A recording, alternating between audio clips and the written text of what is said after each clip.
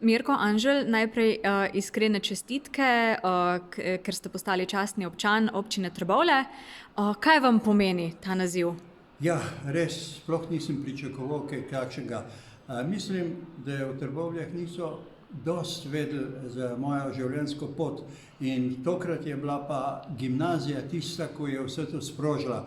Za svoj program, za svojo proslavo so gimnazijci naredili pač eno tako anketo po Trbovljah s starejšimi občani, starejšimi nekdanjimi dijaki in tako je prišla stvar do občine.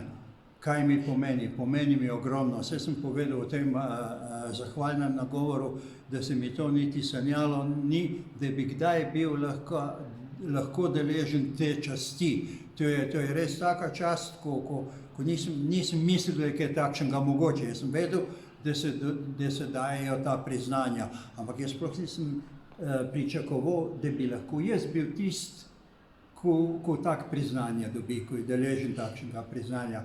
Res, izredno ganjen sem bil, pa presenečen. To je nekaj najlepšega in to bojo imeli moji otroci, moji vnuki bojo imeli to za spomin. Ja, to je pač tako. Čeprav dolga leta že nisem v Trbovljah, ampak sem še kar Trbovčan. Prav Trbovčan, še kar. Po duši in po srcu. Tako, ja. Zdaj, za vami je zelo pestra ta življenjska pot. Kakšne načrte pa imate za prihodnost? Imam še načrte, ja. Aktivno letim že 65 let. Imam načrte, da bom letel do smrti. Če bom zdrav. Zaenkrat vsako leto opravljam zdravniške preglede, vsako leto dobim potrdilo, da zadovoljujem kriterije, ki so potrebni za ta poklic. Sicer profesionalno verjetno ne bi več mogel, da letem, saj profesionalno tudi zakon ne dovoli v tej starosti, da bi kdo letel tudi, če je 100% zdrav.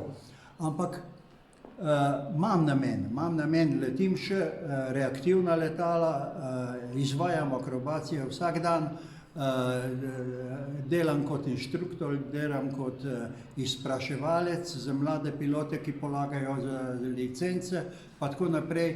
V glavnem letim veliko letal, ne istočasno, ampak veliko tipov letal še kar letim.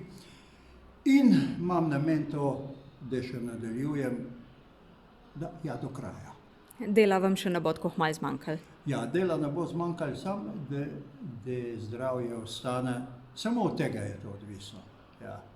No, najlepša hvala, iskrene čestitke še enkrat, pa želim vam še mnogo preletenih ur. Ja, hvala lepa vam. Najlepša hvala.